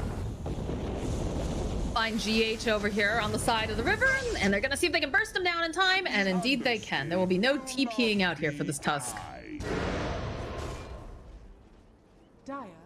A bit of space. I think GH is like, yeah, whatever. Walking around their jungle, doing some crazy shenanigans. Sometimes you go down as Nigma. They're just planting their coddle in front of the tower. It's so hard to push into this hero. Like, both sides struggle to push in this game because you've Zeus on one side and Coddle on the other. Yeah, you would need to get some sort of a jump over onto the Keeper of the Light. And you do have, you have Kaka on the Earth Spirit, but the second they go for a dive, people are going to show up to that tower. And of course, we have a Blink Dagger completed now for Mind Control, so he's starting to come online. It's getting sent to him right now. I have a lot of very strong initiation presence between him and GH. And he moved the Courier into the trees too, so he's not showing the blink. I would imagine they go for a smoke. Yeah, GH has one coming out on Courier. Oh, they're looking for Ghost. This is the time. A bit of chase. Kaka is there though. Get the taunt off over onto Ghost and try to zip around. They'll turn back around over onto Miracle. They need to get a little bit more damage off, and they do indeed have it. So they'll end up losing the Shadow Fiend. Yeah, SF kind of feels like the new Sniper, and I say that because Sniper now feels like a totally different hero to what he was. Where like if you're caught out, you're just dead. You just can't do anything. As we see another pathetic support pick up a rune, so the mids will not be getting those again. Very sad. Now X-Nova parked himself here in the middle lane. He's gonna try to clean up these creeps. I just feel like it's been a battle between the two mids. Bottom lane though, GH is getting chased after here by Chalice. Should be able to get the kill, but now this is looking a little scary here for the Razor. Mind Control again has that blink, the jump forward here, and yes, they'll find a kill. Chalice is probably okay with that. I mean, it's a solo kill. There's 3 guys hitting you and you still solo kill somebody. Yeah. I think you're always pretty happy when something like that happens, especially as an offliner. Like, that's just space created. This game feels a little bit more comfortable here for the side of RNG. You can see that the 2 cores are sitting at the top net worth, 8.5k on Bloodseeker and 7.3 on Zeus. So definitely not as behind as they were, and they are going to be able to use this momentum to really solidify their place here in the game. What do we see for items, though, coming out for the next one? Looks like getting close to a BKB for Bloodseeker, and it's going to be the Kaya Sanj for Zeus. Yeah, it's going to be big damage. And they have the Blood Rage plus Zeus combo. That's feels like a classic at this point. One of the few heroes that you put the Blood Rage on, and it's all about that magic damage and not the attack speed. As if Zeus didn't do enough damage. God, remember when that spell first came out and people would just have the Zeus sitting in like the fountain, getting Blood Rage and just hitting his R button? Yeah, people were abusing that for MMR. Like you would get Smurf detected because your damage was so high, and they had to fix that. As Chalice probably dies here. The blink forward from Mind Control, Dragon Tail. Yeah, this is looking like a dead Razor. They do have the TP coming out though, so might be looking to pick up any sort of stragglers. Ghost making his way over. They're looking for the open. You have to be careful though. They have quite a few heroes on the side of Nigma over here in this bottom area, and then GH is kind of wandering over just in case. Mind Control blinking forward. Doesn't really want X-Nova, but he'll take X-Nova if necessary, as that Barrow Time does again proc. Get a couple of these hits off, Solar Blind, drag right back in again, so they end up losing their support over on the side of RNG. I love this build a lot from Sumail. Just rushing the Ethereal Blade. This is something I've seen in pubs a lot recently. Oh man, Mind Control. Somnus is pretty out of position here. He is quite a bit here, as they immediately identify their target and will put out the damage to Kaka. Going to be able to roll away. Shards, though, coming into play. Somnus doesn't want to go too deep here. They'll use the Rupture. GH sitting a little bit low. They need a bit more damage. They try to go rolling in, but the Fear is going to interrupt. So they won't quite have it, although they do finally get GH, but Ghost perhaps going a bit too far here. They have a lot of ways to go and slow him down, so he's got to be careful. That Illuminate coming a little bit close. Good shield coming out from X-Nova with the heal. Mind Control getting dove now here after Chalice, and still they aren't able to take down Ghost. So he's still surviving. They'll turn back around over onto Kuroki over on the back line. Somnus trying to fight here with Miracle, and they do finally get him, but they'll end up losing Somnus as well, as now Kuro running for his life. He is on a horse, but Ghost, he's so fast right now. Looks like he's not going to continue to go for that chase because they end up losing Chalice, as he has been left kind of high and dry over here on the side by himself. That fight is just wild. I mean, I don't even know who that favors. Like, there's a lot of cool stuff happening from both sides. Like Miracle, again, he hit the SF ult, stopping the initiation of Kaka. There was the Invis Rune also from Somnus that protected him like right at the start of that fight. I mean, that was weird. That was like a 4-for-4. That might have been like 5 heroes dying on one side and they just eventually respawn. The fight went on forever. Ooh, oh, okay, there's a Rupture. Ghost finishing up that BKB is going to try to fight here against Smail. And it's looking like he's going to be able to get that kill. The chase after GH, it's a double now, going over to the side of the Bloodseeker, as he's a speedy boy, but looks like that's going to be it. And he's going to go back to hitting some creeps as the rest of the team over on the side of RNG, making their way over, looking for any stragglers. But Kuro pretty far behind here between the two towers. Kaka going a bit too far, though. Uh-oh, I don't think he meant to do that. The Fireball is online, the kickback, but there it is. There's the Illuminate from Kuroki, which will finish him off. Yeah, this fight was crazy. I mean, there's the kick away that happened, too, to protect Ghost. And then X-Nova comes in. He's got the shields where, like, Ghost... Look how close he was to dying. Like, if X-Nova's not there, multiple times he dodges the Illuminate just by, like, a fraction of a unit of movement speed, or of movement unit in Dota, which I don't know what it is. Centimeters or something. I don't know. I don't know what the units are in Dota. There's a lot going on in that fight, though. That was a crazy team fight. That was very interesting to see how everything interacted. They do end up losing Chalice, though, in the live game. And they'll go for another smoke play coming out from the side of Nigma. Male and GH on the hunt. Do find themselves Somnus. Gonna try to leap forward. The E-play coming into play. They need a little bit more damage, though, to finish off Somnus. Walrus Punch coming in. And that'll be a dead Zeus, as Miracle is nearby, just in case. But the other teleport not coming through here from the side of RNG. It's actually very tanky on Zeus. He just not quite tanky enough. Which, once again, I do want to praise Sumail's builds going for the Ethereal Blade. I feel like they do need just a little bit more magical damage to kill any of these heroes, and it gives them enough. X-Nova in position to break the smoke. They do spot out GH. They can see that they're headed over towards the Roche pit. They don't have the Zeus, though.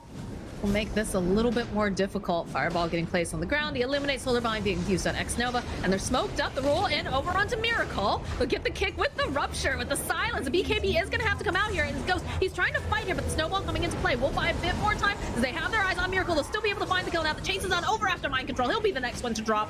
And with that BKB Chalice just chasing after Kuro over on the back lines. They'll get Mind Control. They get Kuro. And they're looking to get themselves GH next. A bit of a disaster going over to the side of Nigma, because now this Roshan is open and primed for the taking and has already been injured quite a bit. Yeah, Moxie, I may have hyped up the SF safe lane a little too much. Miracle's looking real useless in this game after a amazing performance on game one. It's like RNG, they're not buying into this bullshit. You know what I mean? Like, they see that he's this squishy hero and they know that he just does a ton of damage, and as long as they focus him in every fight, he's gonna die and look pathetic. Like, if RNG wasn't confident and they were afraid of this Miracle SF, they would not be hard committing to him like this, right? It's like, even though he has the BKB, they just hard commit. They're like, dude, he's SF, just kill him. Like, this hero's stupid. This is not a safe laner. And it's looking rough. It's looking really rough. Miracle does not have the items to just like man up against all 5 of the RNG heroes. Not currently. And I don't know if he can even get them against a Bloodseeker. who's... I mean, maybe if he gets like a satanic, like possibly he survives long enough where the team can do enough damage around him. But yeah, like we just saw in that last fight, you know, they targeted him. They got the rupture off and the kick, which is a dirty combo right there. And even with the BKB, he just couldn't stand toe to toe because you watch Ghost just run at him. Like, what are we doing, guys? Just kill him, lol. Yeah, Ghost just mans up. It's very simple. Kuro getting spotted. They'll use Thunder God's Wrath so that way they can get some vision. Good Ethereal Blade usage over onto Kaka. Looks like he's going to be the first one to fall.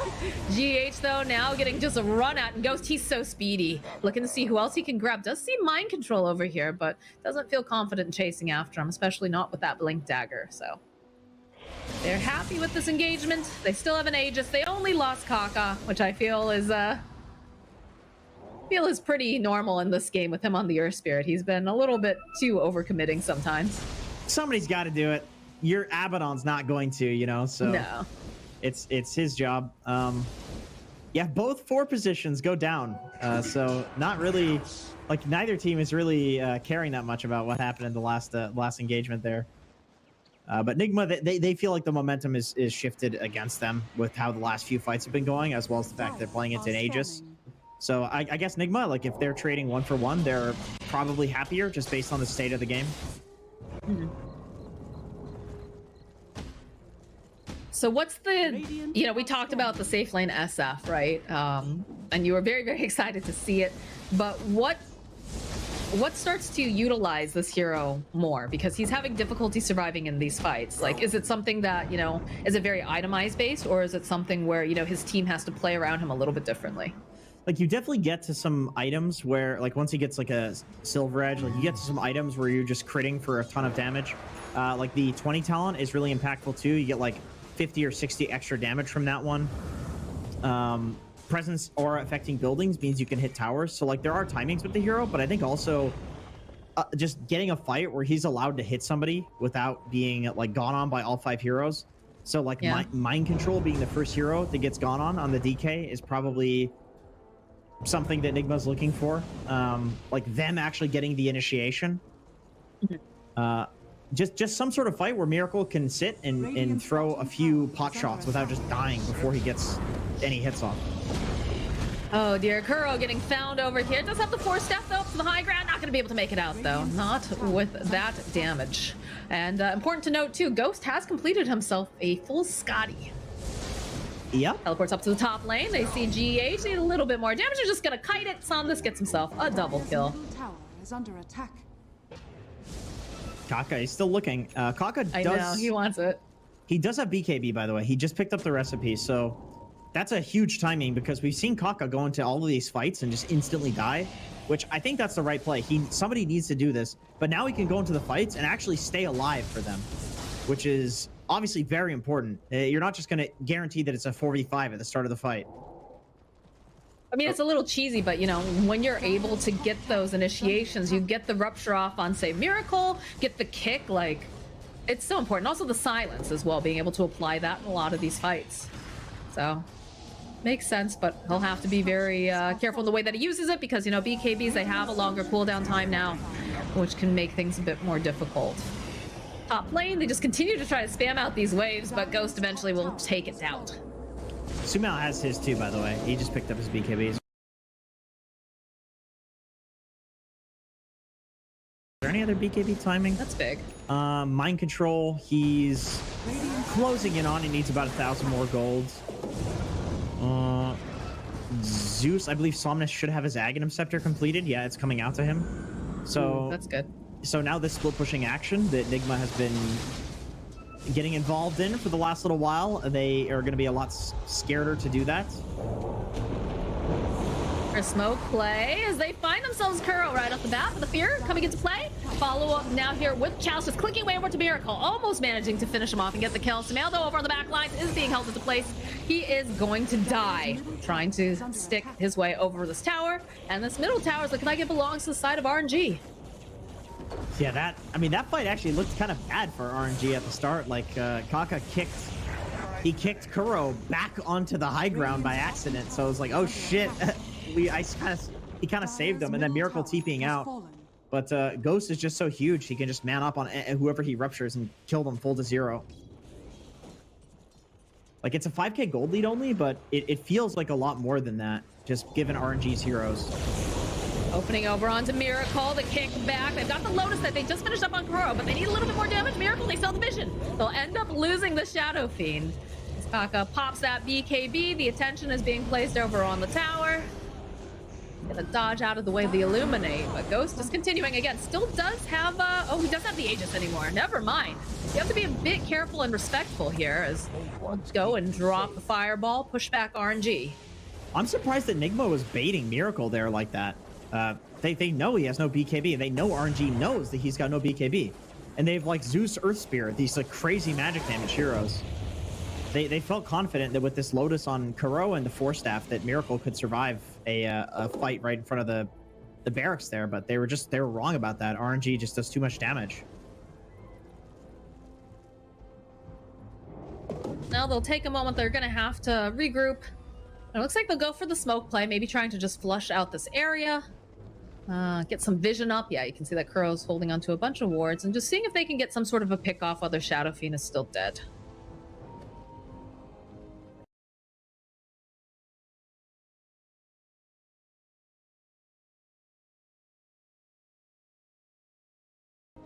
Playing it pretty closely, though, to the chest here over on the side of RNG. Kuro does drop one of the observers.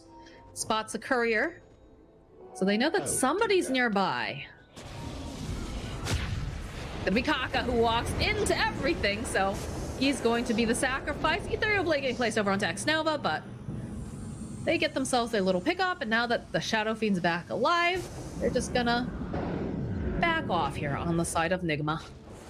Yeah, Kaka was 10 seconds, no BKB. Otherwise he survives that, I think. So that's just really good timing from Nigma. And they get a great couple of wards up, too, from that. Even invading the triangle here. Yeah, this was a like the way really that good smoke.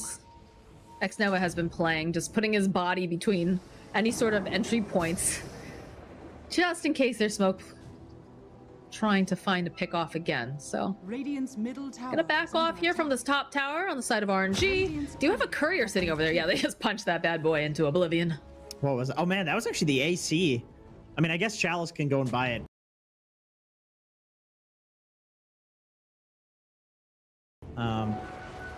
If Nigma walk away from here, which they are.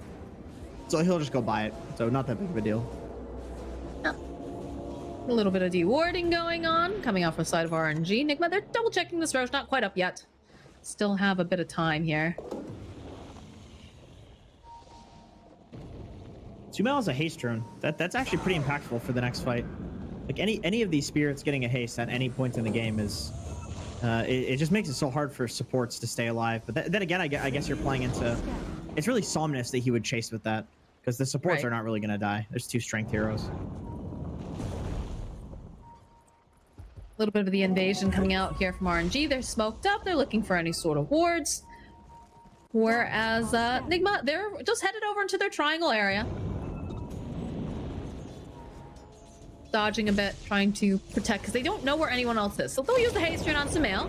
Does end up getting ruptured here, but he's going to go as far as possible. Another step forward. Oh, he'll be able to get Sumail with that Nimbus. It's looking really nice here as Chase is on. They're getting some of this damage from Mind Control. Not quite enough, though, to get the kill, as he does pop his own BKB. Yeah, so haste is usually pretty good, but when you're against Bloodseeker, it is the opposite. We talked about the vision.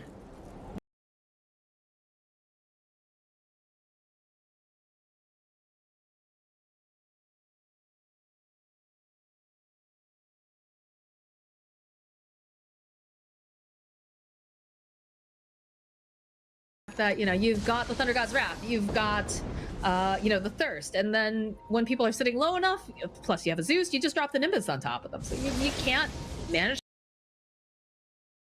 pop your BKB or whatnot. They have so many ways of ensuring that you just can't escape. Right. In retrospect, like, Sumail maybe could have popped. I don't think he wanted to. But then you're wasting your BKB for 90 seconds. Like, he wouldn't have it when he comes back alive. It's like a more important cooldown than your death timer. So it felt like he didn't really have any option there. And all of that was from just like pushing the mid wave. He was just trying to get the wave out. he just can't do that. He can't do that. They've got to leave it to like it's like Kuro or Mind Control with the fireball. They need to push the mid wave without actually showing on the mid wave because RNG is just killing them there.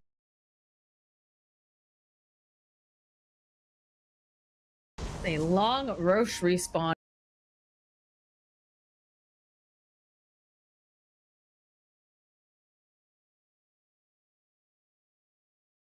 Position themselves very nicely around this pit area. You've got the vision, you've got sentry.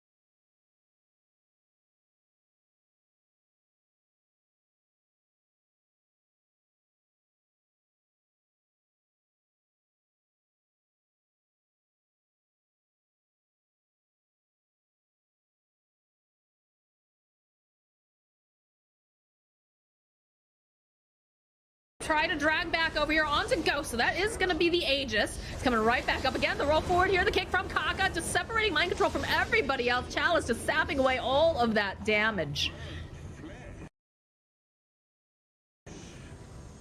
I'll wait patiently. I can see X Nova just healing people back up again. They don't have the creep wave just yet, so it looks like they might make a little bit of a pivot here. So they've hit a couple creeps. And now they've got a Cardi, so the way that Kaka's in position, he's waiting for anyone to show up. Taz used the BKB, though, so it does have to be a little bit more careful. Yeah, I mean, RNG has no reason to really push this. It's like, they've won it basically every team fight for the last 20 minutes. The game momentum feels absolutely in their favor. Both of these teams feel that, just like we do. There's towers to get. They don't have Aegis. They don't have BKB timings. Like they can really just chill, and they're more than happy in this game. Oh boy, yeah, they spot themselves the GH here over on the corner.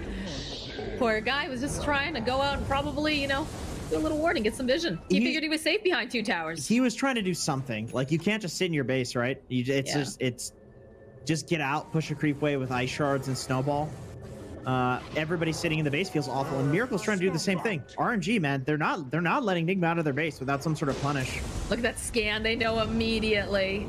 Use the Nimbus, chase after Miracle. He's got a BKB TP out. He cannot stay here, and that is not the way you want to be using that BKB, but it's the only option that you have if you want to survive. But now that's a pretty big cooldown that they're gonna have to be very mindful of over on the side of Nigma. Yeah, RNG is just not letting Nigma get anything. With the BKB cooldown, it's like every single time Nigma has had a chance to do something, it's like, okay, we try to get it on the map. GH dies, they don't let him out. We try to get Miracle out on the map. He has to press BKB, and now you have this moment where like RNG can take any fight, and there's no BKB on SF, so it's a good fight. Like they're just doing an exceptional job at like maintaining their lead by not letting Nigma do anything to get back into the game. Whether it's farming or fighting. Go back in for that smoke play here. They'll find themselves Kuro, but get that bigger. They just keep hunting Miracle. They want the Shadow Fiend, but he's been playing it pretty safe. Been dodging away. He's got the BKB still on cooldown for another 27 seconds. So he's just trying to get deeper and deeper into the jungle where he figures, okay, RNG doesn't want to be on their side of the map if possible. Yeah, so I'm going to use the refresher in the last fight, by the way, to cancel the Miracle, or to catch Miracle. So Miracle knows that when he's out like this, Zeus does not have ult, he does have Nimbus, but without the ult, there's no way to scout for any TPs. And there's a DD, they've got a DD rune. Bottle has been dropped. Ghost is going to go over and pick that up. Oh boy. Chalice was like, huh, you guys are in our side of the jungle. This is our side of the jungle now, so. He immediately deals with Kuroki. And now you've got Sumail and Miracle hiding in this tree line. Oh, and they use the ult to get the scouting vision here. So Sumail gonna teleport away. Still have Miracle standing nearby, but no, he's gonna teleport out. I gotta say, Nigma's Just- actually doing a pretty good job at like getting out on the map and not just like sitting in their base doing nothing. Like they're sneaking around and being pretty annoying. I mean, they're obviously not gaining gold, but the gold lead has not really changed in the last few minutes, and you know, that's a silver lining. It is, and I am impressed with the way, you know, Miracle has gotten caught a couple times because, let's face it, this combo is just very difficult for him not to get caught. But he has been making these nice, not farming patterns necessarily, but just the moves around the map. Like we said, you know, you don't want RNG, they don't want to play on their side of the map if possible. They're going to want to continuously be pushing. But if you are hunting the Shadow Fiend who just keeps going deeper and deeper towards your side of the map, you are going to start making space, drawing in attention, and then he teleports out, usually in the nick of time. So you're doing a great job of playing cat and mouse and just trying to get more gold on their heroes if possible. Keep the waves pushed. Like you see the bottom lane, mind control. And you put some pressure down. Getting those neutral items now getting dropped as well. Bottom tower is under attack. I like the Nigma. They go for a smoke there, but they're just like fishing for opportunities, you know. And by the way, I think a big reason why they can get out on the map like this is because of Kuro, because of the recall that they have. You see how much of Kuro's health just disappeared with that one ultimate? Oof. Yes, it was quite pathetic as Kaka. That makes you feel bad. Yeah, finds himself Miracle, but okay, they'll drop the Nimbus. Chalice, kind of close the gap here, and there's that BKB coming into play. Miracle's had to use it so defensively, but it will keep him alive a little bit longer. And they go immediately TP towards top, trying to catch Sumail, who's doing the exact same thing. He probably doesn't need to BKB. Maybe. I say probably, but I don't know. That's a lot of damage. There's the BKB. Gonna try to go and just dive into the corner.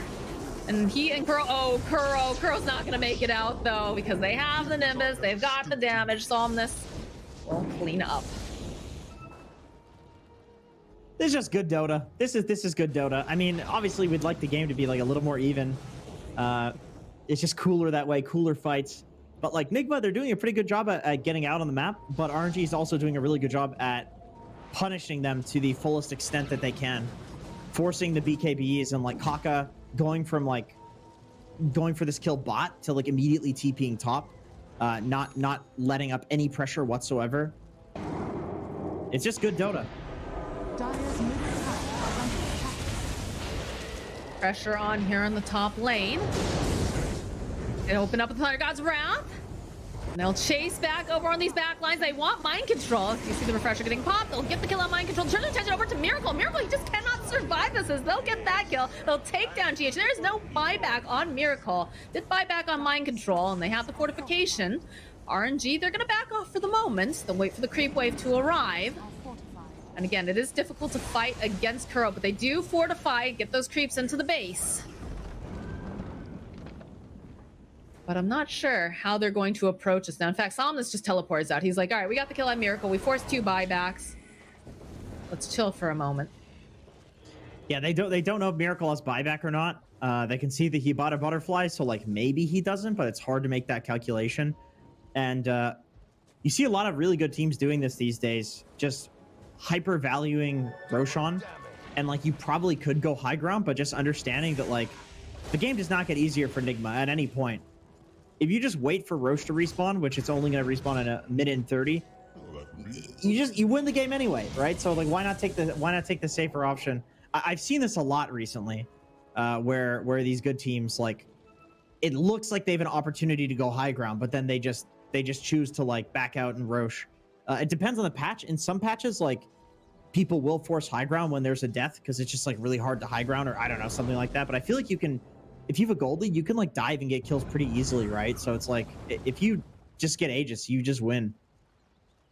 I mean, it's also at one point, I remember the Chinese team's mentality was, you know, do you have the win condition? And the win condition was Roshan. Oh boy, look at this mind control, walks into Kaka, immediately BKB TPs out. But yeah, I mean, if you already have this map domination, right, in RNG, you don't have to really worry like about anyone kind of pushing their way too far out without getting punished. Why not take the safer route? And in this case, you know, sometimes we complain like teams are waiting maybe a little bit too long. I think it's absolutely fine in this situation to just continue to, you know, gain that gold lead and slowly starve out Nigma. But on the plus side of that for Nigma, they're doing a great job of being able to kind of make these moves because, again, they have Kuro with the recall and you've got BKB TPs, and they really don't have anything to really deal with that yet, I don't think, over on the side of RNG. They might get themselves a, they do have the Basher, but eventually they'll have the Abyssal. Yeah, that's it. Like, Bloodseeker's not really the hero that's running around and, like, stopping people from TPing anyway. Right. He doesn't have, like, a Blink Dagger or something like that to do that. I guess a Sheep Stick, which Chalice is going for, by the way. He's got a Blink already, and so he's going to have the Blink Sheep. And that's when Nigma and their split pushing is going to look pretty rough. Oh, by the way, I want to point this out. They had a courier, and they dropped the gem in the pit on RNG, because the gem does give vision. So that's like one of the few ways to see into the Roche pit, which is really cool. That's a T Governor strat right there. He's going to be very excited that this actually happened in a game. Can already hear him going, ooh, you know how he does that like sound? Oh my, yeah, there's a lot of noise. He's got a very specific like ooh sound that he makes when he gets excited, and like his little hands like clasped together. That Thunder God's Wrath again, trying to get any sort of information. Still have the refresher. Okay, they just want to get rid of Kuro. They use 2 Nimbuses on him and 2 ultimates. So, I mean, they don't have to worry now about having to deal with that. There'll be the Lotus getting used here in the top lane against Smail. We do have those charges of Rupture now, too, so. That's an insane talent. I feel like this hero... The 2 Rupture charges? Yeah, Bloodseeker's late game is just so strong. Because, like, you don't have to commit to an Ags to get this 2 Rupture thing anymore. Like, you're just this crazy utility, like, pure damage hero with the 2 Ruptures, but then also you build carry items. Oh boy, all right, the opening here over onto Chelsea is going to have to pop the BKB, eats the cheese. He'll get the tower, tries to sap some more of this damage, goes for the refresher here, holding still over onto mind control. Needs to get a little bit more damage. Don't quite have it. The roll forward, though, coming out from Kaka. The kick back over onto Miracle. They know who they have to murder, and it is the Shadow Fiend, as they do manage to get the kill on mind control now. GH ticking down very, very low. He's going to be the next one to fall. Sumail, he popped that BKB, but Kaka's here. There's no longer any way to save him, so that is going to be a dead Void Spirit. They do end up buying back on Sumail and Miracle, though. The step forward, try to close the gap over onto Somnus. Not going to be able to quite manage to get a kill here. Now, the question is, you still have an Aegis on Ghost, and you've got those Rupture charges here. The roll forward from Kaka. He's looking for a kickback, but he's gone just a little bit too far, so he's going to end up dying. And now Ghost just getting clicked away here by Sumail, by Miracle. Turns back around, gets the hit off over onto Miracle. Needs a little bit more damage, though. Even with this Nimbus. Might be able to get a kill on Sumail, but Ghost, nah. They'll respect it. They'll back off. They got themselves a tower mid-racks, and they forced out some really large buybacks over on the side of Smail and Miracle. Yeah, and both of these heroes are super killable. Man, Miracle has a lot of items, and he is just looking at completely like paper in these fights. Zeus, Bloodseeker, Razor, like all of these heroes are doing an obscene amount of damage. I don't know what the play is. It's so difficult. It's so difficult for him because you can preemptively BKB, right? But it's hard to figure out the exact timing on it. So you open up with like a Thunder God's Wrath and a Nimbus, and already you've lost a ton of health. So then maybe you try to go for the BKB, but then you still have all this physical damage that's being dumped out on you from the Bloodseeker and the Razor. Like, yeah, I don't know. It's just such a hard game for Miracle to survive, because the start of these fights, unless they're getting a really good initiation, which they have had a couple, it's just so hard for him to start a fight with full HP. I think Chalice in that fight, by the way, got off 4 static links. He static linked twice in a BKB and then refreshed and then used 2 static links again. So he's forcing out a lot of stuff on him. Because it's like, are you really going to let a 4 static link Razor like run around and suck the damage of your guys? And, you know, like, he's going to kill you if you don't, you know, run away from him or focus him. Oh man. Yeah, I guess the Miracle, like, we're getting into Rapier territory. Rapier plus minus armor sounds pretty good. Does sound pretty good, but it's also pretty scary when you consider X-Nova's just finished himself the Wraith Pact, which is going to reduce even more of the damage coming out from the side of Nigma. It just, I don't know. Ghost here. Okay. Hi, Kuro. That Force Staff's not going to be able to have you survive that much longer because in comes Chalice. He's going to remove Kuroki. He's just running after Mind Control. They have those charges of Rupture, plus the BKB GH trying to buy a bit more time. He's next to fall. It's a triple kill for Chalice. And now Miracle is going to get Abyssal, and he's going to pop in the mid lane.